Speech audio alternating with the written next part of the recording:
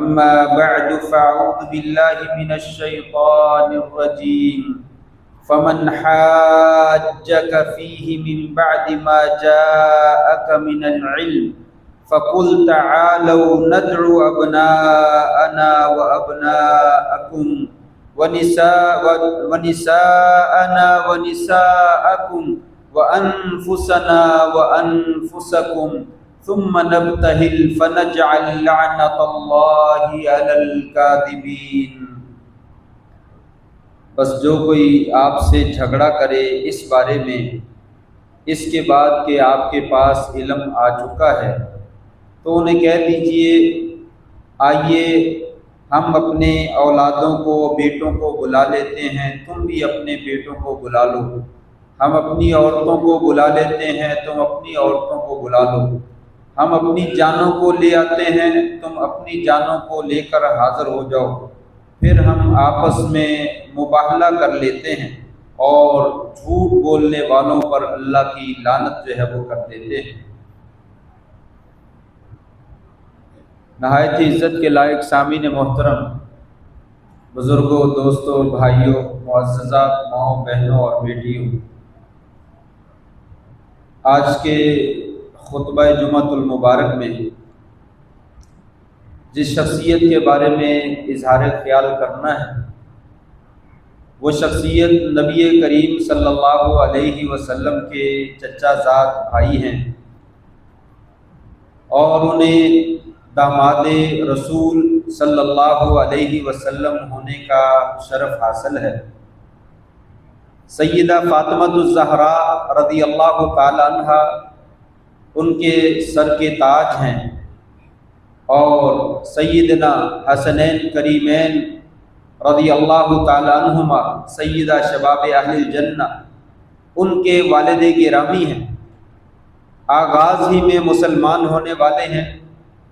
بدر سے لے کر فتح مکہ اور حنین تک تقریباً تمام غزوات میں آپ کی معیت میں جنگوں میں شریک ہونے والے ہیں، سوائے غزوہ تبوک کے۔ یمن کے قاضی ہیں، مبلغ ہیں، داعی ہیں، اور نبی کریم صلی اللہ علیہ وسلم نے اپنی زندگی میں انہیں قاضی بھی بنایا اور انہیں داعی بھی بنایا، اور اخلاق کے اعتبار سے، وجاہت کے اعتبار سے، شجاعت کے اعتبار سے ایک مثالی اور مضبوط شخصیت ہے۔ میری مراد خلیفہ چہارم سیدنا علی رضی اللہ تعالی عنہ وارضاہ، اللہ تبارک و تعالی ان کی قبر پہ کروڑوں برکتیں اور رحمتیں جو ہے وہ نازل فرمائے۔ آج کے خطبہ جمعۃ المبارک میں سیدنا علی ابن ابی طالب رضی اللہ تعالیٰ عنہ سیرت طیبہ، ان کے فضائل، مناقب، محاسن اور ان کی زندگی کے واقعات اختصار کے ساتھ بیان کرنے کی جو ہے وہ کوشش کروں گا۔ ان کا نام نامی معروف ہے سیدنا علی بن ابی طالب بن عبد المطلب بن عبد مناف بن ہاشم بن عبد مناف رضی اللہ تعالیٰ عنہ وارضاہ، یہ ان کا نام ہے،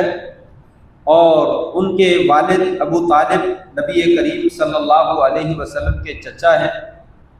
اور آپ کے والد کے دادا ہاشم ہیں، اور آپ کی والدہ کے دادا بھی ہاشم ہیں۔ آپ کی والدہ کا نام فاطمہ بنت اسد بن عبد مناف،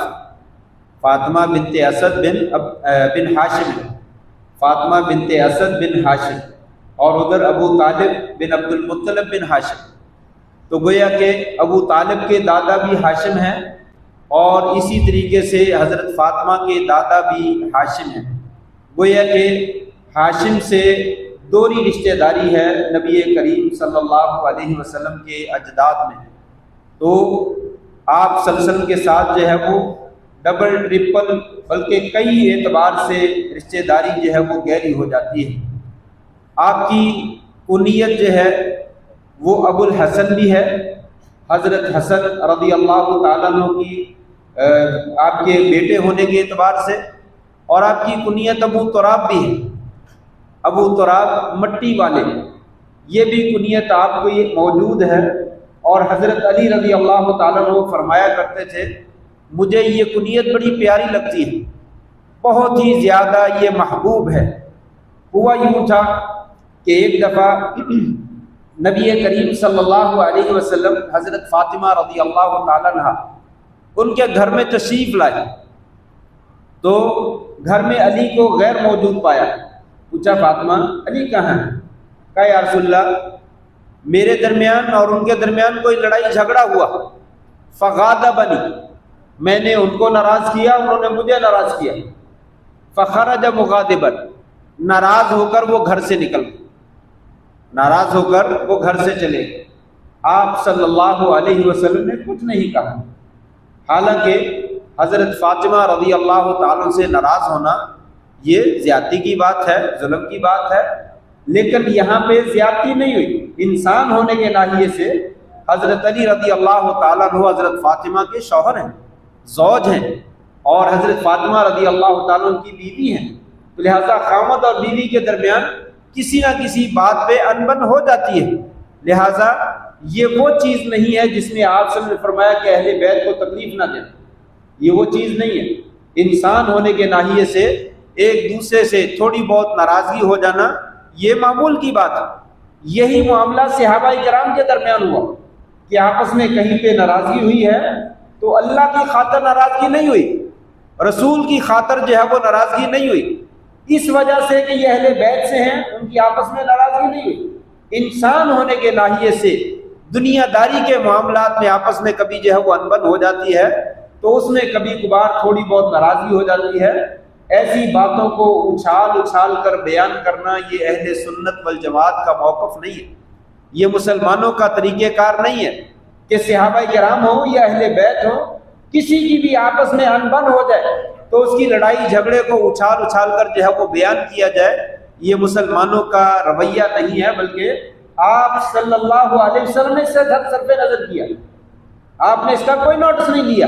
کہ بیٹا آپ کو کیوں تکلیف دی، یہ کیا معاملہ ہے، نہیں ایسا نہیں ہے، بلکہ آپ صلی اللہ علیہ وسلم نے بیٹی کے باپ ہونے کی حیثیت سے آنے والے لوگوں کو بہت خوبصورت پیغام دیا کہ لوگوں داماد ایک باعزت فرد ہوتا ہے، اس کی عزت کرنی چاہیے، اس کی تکریم کرنی چاہیے۔ اگر بیٹی کے ساتھ لڑائی جھگڑا ہو جائے تو بیٹی کو اٹھا کر گھر میں لے نہیں جانا چاہیے، بیٹی کو اس کے گھر میں رکھا جائے اور بیٹی کو سمجھایا جائے کہ اپنے شوہر کے ساتھ تعلقات اچھے بناؤ۔ آپ نے ذرہ برابر بھی اس کے اوپر غصے اور ناراضگی کا اظہار جو ہے وہ نہیں فرمایا۔ لہٰذا اپنے بیٹی کے والدین کو چاہیے خامد کے ساتھ بیٹی کا کوئی معاملہ گڑبڑ ہو جائے کبھی ناراضگی کا اظہار نہ کریں، بلکہ شوہر کی تکریم کریں اور بیٹی کو کہیں اس کو راضی کرنے کی کوشش کریں، معاملات جو ہے وہ خود بخود درست ہو جائیں گے۔ جب آپ خود بیٹی کو کہیں گے بیٹا اٹھو سامان اٹھاؤ آؤ گھر چلتے ہیں یہاں نہیں رہنا ہے، تو وہاں پہ کبھی بھی خاندان جو ہے وہ زندگی جو ہے وہ صحیح طریقے سے بسر نہیں کر سکتے اور آپس میں لڑائیاں اور طلاق تک جو ہے وہ نوبت جو ہے وہ پہنچ جاتی ہے۔ بہرحال آپ سب جو ہے وہ باہر نکلے اور آپ نے پتہ کیا کہ علی کہاں ہے، چلتے چلتے پتہ چلا کہ وہ مسجد میں، آپ صلی مسجد میں آئے تو مسجد میں دیکھا کچی زمین ہے، اسی کے اوپر لیٹے ہوئے ہیں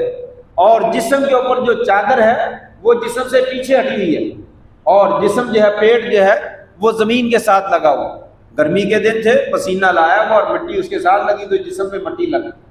تو آپ صلی نے آواز دی قم یا ابا تراب، قم یا ابا تراب، اے مٹی والے ذرا کھڑے تو ہو جاؤ، اے مٹی والے ذرا کھڑے تو ہو جاؤ۔ اس وقت آپ نے ابو تراب ان کا نام لیا اور مٹی والے کہا، تو اس وقت سے ان کی کنیت ابو تراب جو ہے وہ بنی۔ حضرت علی رضی اللہ تعالیٰ اسی وجہ سے فرمایا کرتے تھے مجھے یہ کنیت جو ہے وہ بہت ہی زیادہ محبوب لگتی ہے اور بہت ہی زیادہ پیاری لگتی ہے کہ آپ صلی اللہ علیہ وسلم نے یہ کنیت مجھے جو ہے وہ عطا فرمائی۔ بہرحال آپ کی کنیت ابو الحسن بھی ہے اور آپ کی کنیت ابو تراب بھی ہے۔ اسی طریقے سے آپ کا لقب جو ہے وہ بعض لوگ کہتے ہیں کہ مرتضیٰ ہے، یہ عام طور پہ لوگوں کے ہاں معروف ہے، لیکن کسی بھی صحیح روایت سے یہ لقب جو ہے وہ ثابت ہے۔ بعد میں آنے والے لوگوں نے مرتضیٰ کا لقب جو ہے وہ دے دیا، کوئی بات نہیں ہے، علی المرتضیٰ کہہ لیں رضی اللہ تعالیٰ عنہ، لیکن پرانے زمانے سے یعنی آپ صلی اللہ علیہ وسلم کے زمانے سے کسی صحابی نے یا آپ کے خاندان والوں نے یا آپ صلی اللہ علیہ وسلم نے یہ لقب دیا ہو ایسا نہیں، بلکہ آپ کی والدہ نے آپ کا نام حیدر رکھا تھا جسے شیر کہا جاتا ہے۔ آگے فتح خیبر کے حوالے سے بات آئے گی، تو آپ کی والدہ نے آپ کا نام جو ہے یا لقب جو تھا وہ حیدر رکھا تھا، تو آپ کو سیدنا علی حیدر جو ہے وہ کہا جاتا، حیدر قرار جو ہے وہ کہا جاتا، تو حیدر کی کنیت یا لقب جو ہے وہ آپ کا نام جو ہے وہ مشہور ہے۔ آپ کی ولادت جو ہے نبی کریم صلی اللہ علیہ وسلم کی جو بعثت ہے اس سے جو ہے وہ تقریباً 10 سال قبل ہوتی ہے۔ آپ کی بعثت سے بعض نے 10 سال قبل کا ذکر کیا اور بعض نے 5 سال قبل کا جو ہے وہ ذکر کیا۔ بہرحال آپ کی نبوت سے 10 سال قبل جو ہے وہ پیدا ہوئی، یعنی آپ سے بہت زیادہ جو ہے وہ تقریباً 30 برس جو ہے وہ چھوٹے ہیں، نبی کریم صلی اللہ علیہ وسلم سے 30 برس جو ہے وہ چھوٹے ہیں۔ آپ کی ولادت کے حوالے سے ایک بات کہی جاتی ہے کہ آپ مولود کعبہ ہیں، آپ جو ہے وہ کعبہ بیت اللہ میں جو ہے وہ پیدا ہوئے اور دیوار جو ہے وہ پیچھے ہٹ گئی تھی یا شک ہو گئی تھی۔ یہ قصہ امام حاکم نے اپنی مستدرک میں نقل کیا ہے، لیکن اہل علم نے کہا کہ آپ کی ولادت کعبہ میں ہونا انتہائی شدید روایت جو ہے وہ ضعیف، بہت زیادہ جو ہے وہ کمزور روایت ہے، ایسی روایت ہے کہ اس سے استدلال جو ہے وہ نہیں کیا جا سکتا، اس سے استدلال کرنا درست نہیں، اور بیت اللہ کی دیوار کا پھٹ جانا یا پیچھے ہٹ جانا یہ تو بالکل من گھڑت قصہ ہے، اس کا آپ کی ولادت سے کوئی تعلق نہیں۔ بہرحال کہیں پہ بھی آپ کی ولادت ہو، آپ کی ولادت کے لیے یا آپ کے مقام و مرتبہ کو واضح کرنے کے لیے اس کی کوئی ضرورت نہیں، آپ کا مقام و مرتبہ اس کے علاوہ بھی بہت زیادہ ہے۔ آپ رضی اللہ تعالیٰ عنہ عشرہ مبشرہ میں سے چوتھے خلیفہ ہیں، ابو بکر فی الجنہ، عمر فی الجنہ، عثمان فی الجنہ، علی فی الجنہ رضی اللہ تعالیٰ عنہ۔ آپ نے جو ہے وہ ترتیب کے ساتھ ان صحابہ اکرام کو جنت کی جو ہے وہ بشارت دی ہے، تو لہٰذا جو غلط قسم کے واقعات ہیں ان کے ذریعے سے آپ رضی اللہ تعالیٰ عنہ کی مقام کو زیادہ واضح کرنے کی کوئی ضرورت نہیں، صحیح واقعات جو ہے وہ بے شمار جو ہے وہ موجود ہیں۔ آپ رضی اللہ تعالیٰ عنہ شروع زمانے میں ہی مسلمان ہو گئے جیسے ہی آپ نے نبوت کا اعلان کیا۔ اس میں اختلاف ہے کہ سب سے پہلے کون مسلمان ہوا، ہمارے نزدیک یہ کہنے کی ضرورت ہی نہیں، بلکہ مختلف کیٹاگریاں بنا لی جائیں۔ مردوں میں سے بڑے لوگوں میں سے سب سے پہلے ابو بکر صدیق رضی اللہ عنہ مسلمان ہوئے، اور بچوں میں سے سب سے پہلے حضرت علی رضی اللہ تعالیٰ جب وہ مسلمان ہوئے، حضرت علی رضی اللہ تعالیٰ یہ سب سے پہلے مسلمان ہوئے۔ 9 سال یا 10 سال کی عمر تھی جس وقت یہ مسلمان ہو، بچپن میں، اتنے چھوٹی عمر میں کوئی بچہ اس وقت جو ہے وہ مسلمان نہیں ہوا۔ اور عورتوں میں حضرت خدیجہ رضی اللہ تعالیٰ عنہ یہ سب سے پہلے مسلمان ہونے والے، اور غلاموں میں سے حضرت زید بن حارثہ رضی اللہ تعالیٰ عنہ یہ سب سے پہلے مسلمان ہونے والے۔ لہٰذا کسی کو مطلق طور پہ کہنا سب سے پہلے وہ مسلمان ہوا اس کی ضرورت ہی نہیں، یہی کہہ دیں کہ مردوں میں سے ابو بکر صدیق، اور خواتین میں سے حضرت خدیجہ رضی اللہ تعالیٰ عنہ، اور بچوں میں سے حضرت علی رضی اللہ تعالیٰ عنہ، اور غلاموں میں سے حضرت زید رضی اللہ تعالیٰ عنہ، یہ سب سے پہلے جو ہے مسلمان ہوئے۔ اور پھر مکہ کے اندر آپ کے ساتھ جو ہے وہ زندگی بسر کی۔ مالی حالات کمزور ہونے کی وجہ سے ان کی پرورش نبی کریم صلی اللہ علیہ وسلم نے اپنے گھر میں خود فرمائی۔ ابو طالب، ان کے اور بھی بیٹے تھے، عقیل، طالب اور جعفر، یہ 3 بیٹے تھے، عقیل، طالب اور جعفر یہ 3 بیٹے، اور چوتھے حضرت علی تھے، اور 2 بہنیں تھیں، ایک ام ہانی اور ایک جمانہ۔ یہ 6 افراد تھے جو ابو طالب کی اولاد میں شمار کیے جاتے ہیں۔ تو لہٰذا بچے زیادہ ہونے کی وجہ سے پرورش کرنا مشکل تھا، اور ان کی آمدن جو تھی وہ کم تھی، چنانچہ آپ صلی اللہ علیہ وسلم نے ان کو اپنے گھر میں لے لیا اور اپنی گود میں لے لیا، اور ان کی پرورش جو ہے وہ آپ صلی اللہ علیہ وسلم نے جو ہے وہ خود کی ہے۔ پھر ہجرت کی رات جو ہے نبی کریم صلی اللہ علیہ وسلم نے اپنے بستر پر سلانے کے لیے جس ہستی کا انتخاب کیا وہ حضرت علی رضی اللہ تعالیٰ عنہ۔ دشمن جو ہے وہ ناکہ لگائے ہوئے ہیں، گھیرا کیا ہوا ہے کہ آج کی رات نعوذ باللہ من ذالک آپ صلی اللہ علیہ وسلم کو شہید کر دینا ہے، اور آپ صلی اللہ علیہ وسلم اس رات جو ہے اپنے بستر پر سلانے کے لیے حضرت علی رضی اللہ تعالیٰ عنہ کا انتخاب کرتے کہ آپ میرے بستر پر جو ہے وہ سو جاؤ، اور آپ نے جو ہے وہ یہ اعزاز قبول کرنا اپنے لیے اعزاز سمجھا، اور اسے قبول کیا، اور کوئی پرواہ نہیں کی کہ باہر دشمن جو ہے وہ کھڑا ہے، ہو سکتا ہے اچانک آنن فان کو حملہ نہ کر دے اور اس کی زد میں نہ ہی نہ آ جائے، کوئی بات نہیں، آپ کی خاطر اگر جان جاتی ہے تو چلی جائے۔ چنانچہ آپ کے بستر پر رات جو ہے وہ آپ نے آرام کیا، اور نبی کریم صلی اللہ علیہ وسلم نے اپنی تمام امانتیں حضرت علی رضی اللہ عنہ کے پاس پکڑا دی. یہ مشرکین مکہ ہیں، فلاں فلاں آدمی ہے، فلاں فلاں بندہ ہے، فلاں فلاں قبیلہ ہے، ان کی میرے پاس امانتیں ہیں، میں رات نکل جاؤں گا، آپ میرے بعد جو ہے یہ امانتیں ان کے حوالے کر دیں. چنانچہ آپ رات کو نکل گئے اور اللہ تعالیٰ نے خیر و عافیت کے ساتھ دشمنوں سے محفوظ طریقے سے آپ کو راتوں رات نکال دیا. آپ غار ثور چلے گئے اور پھر وہاں سے ہجرت کر کے مدینہ پہنچ گئے. حضرت علی رضی اللہ عنہ صبح اٹھے اور پھر مشرکین مکہ کی امانتیں واپس کی، اور 3 دن کے بعد جو ہے آپ کے پیچھے جو ہے وہ آپ بھی ہجرت کر کے پھر مدینہ جو ہے وہ پہنچ گئے. اور پھر اس کے بعد حضرت فاطمہ رضی اللہ تعالیٰ عنہ سے آپ کی شادی ہوتی ہے. قربان جائیے، ابو بکر صدیق اور عمر فاروق رضی اللہ تعالیٰ عنہما، ان کے اوپر اعتراض کیا جاتا ہے کہ حضرت فاطمہ سے یا حضرت علی رضی اللہ عنہ سے انہیں کچھ معاملات میں گڑبڑ تھی، یا ان کی کوئی ناراضگی تھی، یا ان کی کوئی دشمنی تھی. آپ یہ جان کر حیران ہوں گے کہ حضرت علی رضی اللہ تعالیٰ عنہ کو حضرت فاطمہ سے شادی کرنے کا مشورہ حضرت ابو بکر صدیق اور عمر فاروق نے دیا. حضرت فاطمہ کا رشتہ نبی صلی اللہ علیہ وسلم سے طلب کیا گیا، لیکن آپ نے انکار کر دیا گیا. تو انہوں نے حضرت علی کو مشورہ دیا کہ آپ کے لیے یہ رشتہ انتہائی مناسب ہے، آپ طلب کر لیں. چنانچہ جب انہوں نے طلب کیا تو نبی صلی اللہ علیہ وسلم نے اس کو قبول فرمایا. یہ شادی جو ہے ابو بکر صدیق اور عمر فاروق رضی اللہ تعالیٰ عنہ کے مشورے سے جو ہے وہ طے پائی. لہذا یہ کیسے کہا جا سکتا ہے کہ ان کے ساتھ جو ہے وہ لڑائی اور جھگڑا تھا اور کوئی عداوت تھی؟ بلکہ شادی کے اخراجات اکثر جو ہے ابو بکر صدیق، عمر فاروق، عثمان غنی رضی اللہ عنہ، ان لوگوں نے جو ہے وہ برداشت کیے، اور شاپنگ وغیرہ، چیزوں کی خریداری وغیرہ میں انہی صحابہ کرام نے جو ہے وہ نمایاں طور پر جو ہے وہ حصہ لیا. لہذا ان کے درمیان ایسی بات نہیں تھی جیسا کہ آج کل جو ہے وہ معروف کی جاتی ہے. بہرحال حضرت علی رضی اللہ تعالیٰ نے حضرت فاطمہ سے شادی مدینہ میں پہنچ کر کی. غالباً اس وقت آپ کی عمر 23-24 برس ہوگی، یعنی سن 2 ہجری میں غزوہ بدر کے قریب جو ہے آپ کی شادی حضرت فاطمہ رضی اللہ تعالیٰ سے طے پاتی ہے. اور انہی سے آپ کی 2 بیٹے سیدنا حسن اور سیدنا حسین رضی اللہ تعالیٰ عنہما جو ہے وہ پیدا ہوئے. یہ حضرت علی کے اور حضرت فاطمہ کے بطن سے جو ہے وہ پیدا ہوئے. اس کے بعد حضرت علی رضی اللہ تعالیٰ کے فضائل اور مناقب میں یہ باتیں چند ایک شامل ہیں کہ وہ بہت ہی شجاع تھے، بڑے بہادر تھے اور بڑے ذہین و فطین تھے. آپ صلی اللہ علیہ وسلم نے حضرت علی رضی اللہ تعالیٰ کو یمن کا قاضی بنایا، یمن کا قاضی اور یمن کا دائی بنا کر وہاں پہ بھیجا. اور آپ نے حضرت علی نے شکوہ کیا، رسول اللہ میں چھوٹا ہوں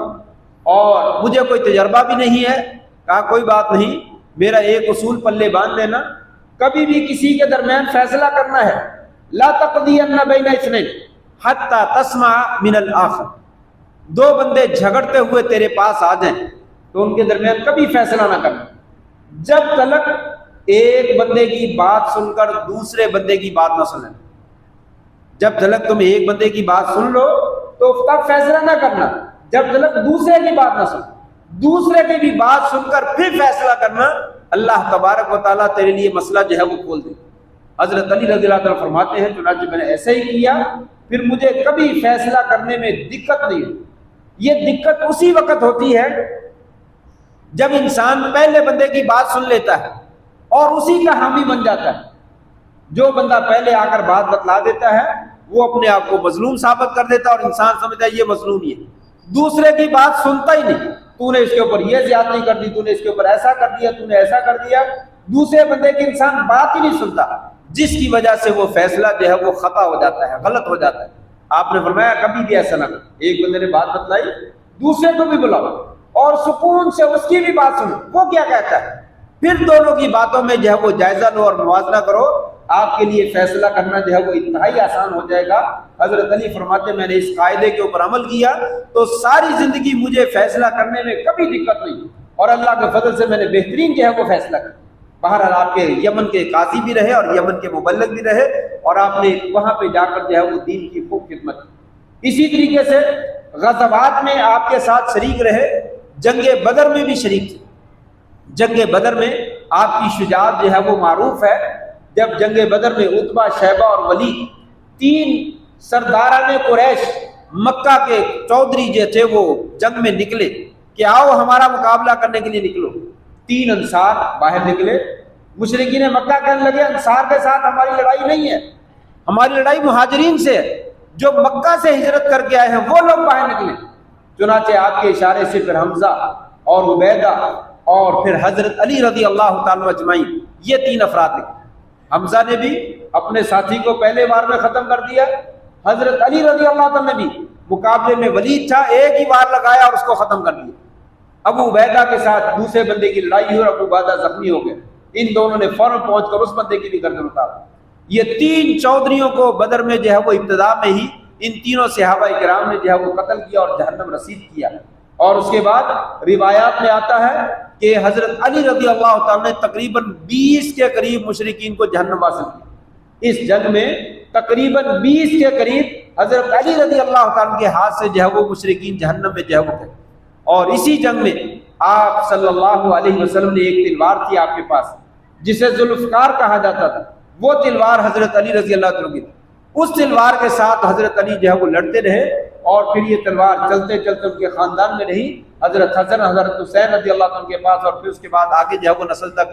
دیر تک یہ تلوار جو ہے ان کے پاس باقی رہی۔ کچھ لوگوں نے اس کے بارے میں مشہور کر رکھا ہے یہ تلوار آسمان سے آئی، ایسی کوئی بھی صحیح روایت جو ہے وہ موجود نہیں ہے۔ کہیں سے آپ کے پاس تلوار آئی تھی، اس کا نام ذوالفقار رکھا گیا، توڑنے والی، کاٹنے والی،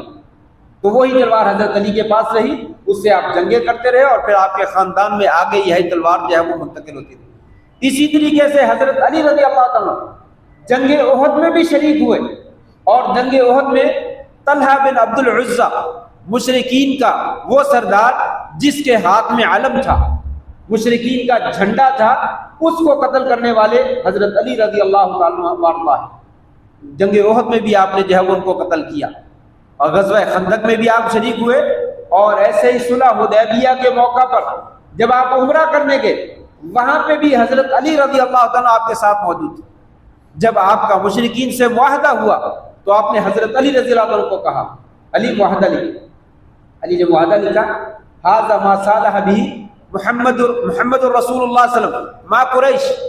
جب یہ کلمہ لکھا تو قریش کے لوگ کہنے لگے اے محمد صلی اللہ علیہ وسلم، ہمارا آپ کے ساتھ یہی تو جھگڑا ہے، یہاں پہ رسول اللہ کا لفظ نہ لکھیے، ہم آپ کو رسول اللہ نہیں مانتے، آپ کو محمد بن عبداللہ مانتے ہیں، یہاں پہ محمد بن عبداللہ لکھیے۔ قربان جائیے، نبی کریم صلی اللہ علیہ وسلم نے قریش کی اس جو ہے وہ کہہ لیجیے ان کی وہ درخواست کہہ لیجیے یا ان کے آرڈر کو کہہ لیجیے یا ان کی رائے کو کہہ لیجیے قبول کر لیا کہ تاکہ ہماری اور ان کے درمیان صلح ہو جائے اور بیت اللہ کی کسی بھی شکل میں حرمت نہ ہو، حرمت کی پامالی نہ ہو اور اس کا تقدس جو ہے وہ خراب نہ ہو۔ آپ نے قبول کر لیا۔ حضرت علی سے کہا علی رسول اللہ صلی اللہ علیہ وسلم کا لفظ جو ہے وہ مٹا دو، محمد بن عبداللہ جو ہے وہ لکھ دو۔ حضرت علی رضی اللہ تعالیٰ فرمانے لگے یا رسول اللہ ما انا بماحی، یا رسول اللہ میں تو اس کو کبھی نہیں مٹاؤں گا، میں تو آپ کو رسول اللہ صلی اللہ علیہ وسلم مانتا ہوں، تو اپنے ہاتھ سے میں کیسے رسول اللہ کا لفظ جو ہے وہ مٹا ڈالوں، میں نہیں مٹاؤں گا۔ آپ نے ان کے پر ناراضگی کا اظہار نہیں کیا بلکہ کہا مجھے بتلاؤ کہاں رسول اللہ صلی اللہ علیہ وسلم لکھا ہے، جہاں پہ لکھا تھا اپنے ہاتھ کے ساتھ اس کے اوپر جو ہے وہ قلم پھیر دیا۔ تو یہ حضرت علی رضی اللہ تعالیٰ کی زبردست جو ہے وہ آپ کے ساتھ محبت کی دلیل ہے اور دین کے ساتھ محبت کی دلیل ہے، آپ کی رسالت کے ساتھ محبت کی دلیل ہے کہ مشرکین نے کہا مٹائیے اور آپ نے حکم دے دیا مٹا دو، لیکن حضرت علی نے کہا یا رسول اللہ میں تو نہیں مٹاؤں، مجھے تو اس کلمے سے محبت ہے، میں تو اس پر ایمان رکھتا ہوں، میں اس کلمے کو اپنے ہاتھ سے کیسے مٹا سکتا ہوں۔ چنانچہ آپ صلی اللہ علیہ وسلم نے یہ کلمہ جو ہے وہ مٹایا۔ پھر اسی طریقے سے غزوہ خیبر میں حضرت علی رضی اللہ تعالیٰ بھی دوسرے صحابہ کرام کے ساتھ شریک تھے لیکن بیمار تھے، 2-3 دن لڑائی ہوئی لیکن خیبر کا قلعہ جو ہے وہ فتح نہیں ہو رہا تھا۔ ایک رات آپ نے اعلان کیا لَأُعْطِيَنَّ الرَّايَةَ غَدًا عَلَى رَجُلًا يُحِبُّ اللَّهُ وَرَسُولُهُ او يحبه اللہ ورسولہ، کل کو میں ایسے بندے کو یہ علم دوں گا، جھنڈا دوں گا جو اللہ سے محبت کرتا ہے اور اس کے رسول سے محبت کرتا ہے، یا اللہ اور اس کا رسول اس سے محبت کرتے ہیں۔ یفتح اللہ علی یدی، اللہ تبارک و تعالیٰ جو ہے اس کے ہاتھ پہ مسلمانوں کو جو ہے وہ فتح عطا فرمائیں۔ سارے صحابہ کرام سوچنے لگے کاش کہ میرا نام آ جائے، میرا نام آ جائے، میرا نام آ جائے۔ یہ اعزاز مجھے ملنا چاہیے، یہ اعزاز مجھے ملنا چاہیے۔ ان میں بے شمار صحابہ کرام اور جلیل القدر صحابہ کرام جو ہے وہ موجود ہے، لیکن جب صبح ہوتی ہے تو آپ صلی اللہ علیہ وسلم پوچھتے ہیں این علی، علی رضی اللہ تعالیٰ کہاں ہیں؟ کہا گیا یا رسول اللہ فی عینیہ رمۃ، آپ کی آنکھیں خراب ہیں اور درد میں مبتلا ہیں، وہ بیمار ہیں اور آرام کر رہے ہیں، اپنے میں بلاؤ ان کو بلایا گیا۔ فبصق فی عینیہ، آپ نے اپنا لعاب مبارک جو ہے نکالا اور ان کی آنکھوں میں لگایا، فدعا لهم، اور ان کے لیے دعا کی، فشفی، ان کو اسی وقت جو ہے وہ شفا ہو گئی، اور ایسے وہ کہتے ہیں کہ مجھے ایسے ہو گیا جیسے مجھے ذرہ برابر بھی تکلیف ہو۔ آپ صلی اللہ علیہ وسلم نے جھنڈا جو ہے ان کو تھما دیا، اللہ تبارک و تعالیٰ ان کے ہاتھ پہ مسلمانوں کو جو ہے وہ فتح عطا فرمایا۔ صحابہ کرام فرماتے ہیں حضرت علی کے بارے میں کسی کا تصور بھی نہیں تھا، کیونکہ وہ بیمار تھے کہ ان کو بھی جھنڈا مل سکتا ہے، لیکن اللہ کے نبی صلی اللہ علیہ وسلم نے آپ کا انتخاب کیا اور آپ کو جھنڈا دیا گیا، اور اسی بنا پر جو ہے وہ اللہ تعالیٰ نے آپ کو فتح عطا فرمائی۔ اور پھر مرد کے ساتھ جو خیبر کا جو ہے وہ بہت بڑا جواں مرد تھا، اور کافروں کا، یہودیوں کا بہت بڑا بہادر انسان تھا، اور اپنے مقابلے میں آنے والے ہر بندے کو پچھاڑ دیا کرتا تھا، بلکہ ایک اور صحابی اس کے مقابلے میں نکلا تھا تو شہید ہو گیا، تو حضرت علی رضی اللہ تعالیٰ پھر نکلے، اس کے مقابلے کے لیے نکلے، تو اس بندے نے کہا کہ میں جو ہے وہ قد علمت خیبر انی مرحب، خیبر پورا جانتا ہے کہ میں مرحوم ہوں، شاکی السلاح بطل مجرب، میں بڑا اسلحے سے بھرپور رہتا ہوں اور تجربہ کار نوجوان ہوں اور بہادر ہوں، میں جب جو ہے وہ جنگ آگے بڑھتی ہے تو شعلہ بن جاتا ہوں اور شعلہ بن کر لوگوں پہ حملہ کرتا ہوں۔ تو تب حضرت علی رضی اللہ تعالیٰ پھر آگے سے جواب دیا تھا، انا الذی سمت امی خیبر حیدرا، میں وہ آدمی ہوں جس کی ماں نے میرا نام جو ہے وہ حیدر رکھا ہے، جس کی ماں نے میرا نام جو ہے وہ حیدر رکھا ہے، اور میں جب آگے بڑھتا ہوں تو شیر کی طرح خوفناک ہو کر جو ہے وہ حملہ کرتا ہوں، اور دشمنوں کے اوپر ایسے وار کرتا ہوں ان کو پورا حساب جو ہے وہ چکا دیتا ہوں۔ چنانچہ ان دونوں کی آپس میں لڑائی ہوتی ہے، حضرت علی رضی اللہ تعالیٰ ایک ہی وار لگاتے ہیں اور خیبر جو مرحب جو ہے اسے جہنم رسید جو ہے وہ کر دیتے ہیں۔ یہاں پہ جو ہے وہ مشہور قصہ جو ہے وہ نقل کیا جاتا ہے کہ حضرت علی رضی اللہ تعالیٰ بڑی قوت والے تھے، بڑی پاور والے تھے، آپ نے تلوار چلائی اور تلوار چلی اور مرحب جو ہے وہ کٹ گیا، پھر زمین کے اوپر لگی، زمین کٹ گئی، پہلی زمین کٹی، دوسری کٹی، تیسری کٹی، ساتویں زمین جو ہے وہ کٹ گئی، اور پھر نیچے جو ہے وہ بیل جس کی پشت کے اوپر جو ہے وہ زمین پڑی ہوئی تھی وہاں تک پہنچنے لگی۔ اللہ تبارک و تعالیٰ جو ہے وہ جبریل کو کہا بھاگو، وہ میری زمین بھی گئی، وہ میرا بیل بھی گیا، جاؤ جا کر بچاؤ۔ تو جبریل نے جا کر جو ہے وہ اپنا پر جو ہے وہ نیچے کر دیا، ان کا پر کٹ گیا، پھر جو ہے وہ تلوار اٹھی۔ انا للہ و انا الیہ راجعون، یہ جو ہے وہ من گھڑت قصہ ہے، اس کا کوئی سر اور پاؤں جو ہے وہ نہیں ہے۔ وہ تلوار تھی یا کیا چیز جس نے ساری زمینیں جو ہے وہ کاٹ، جس سے نعوذ باللہ من ذالک اللہ تبارک و تعالیٰ کا افتتاح ہو گئے، میری بادشاہت ختم ہوگی، میرا بیت ختم ہو گیا، میری زمینیں ختم ہوگی۔ انا للہ و انا الیہ راجعون، ایسا کچھ بھی نہیں، ایسا کچھ بھی نہیں ہے۔ ٹھیک ہے، شجاعت ہے، بہادری ہے، اس کا ذکر میں نے کیا ہے، بدر میں، احد میں، خندق میں، حدیبیہ میں اور فتح خیبر میں نمایاں طور پر حضرت علی رضی اللہ عنہ کا کردار جو ہے وہ معروف ہے، تلوار ماری ہے اور دشمن کو ایک ہی وار میں ختم کر دیا۔ یہی بہادری جو ہے وہ کافی ہے، جو کہ صحیح روایات کے اندر جو ہے وہ موجود ہے، من گھڑت قصے جو ہے وہ بیان کرنے کی جو ہے وہ ضرورت ہے۔ اگر ایسا ہی ہے کہ تلوار اتنی زیادہ تیز ہے اور حضرت علی رضی اللہ عنہ اتنے زیادہ بہادر ہیں، بہادری کو ہم مانتے ہیں، تو پھر خلافت جو ہے ان سے کیسے چھین لے گی؟ کہا جاتا ہے کہ حضرت علی رضی اللہ عنہ سے خلافت جو ہے وہ چھین لے گی، اتنے بہادر آدمی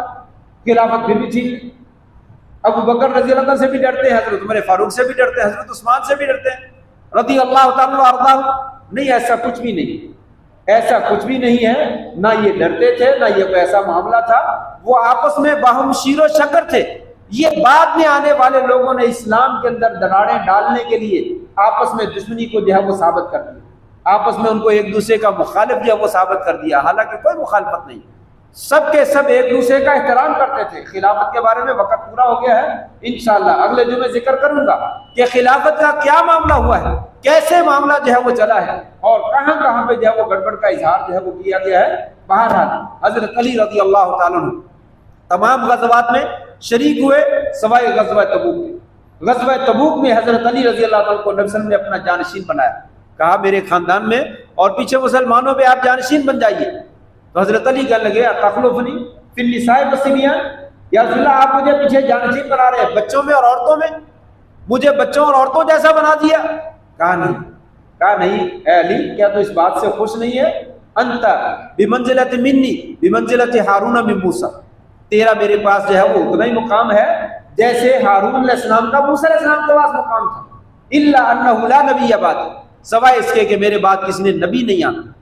جیسے ہارون علیہ السلام موسیٰ علیہ السلام کے جانشین تھے،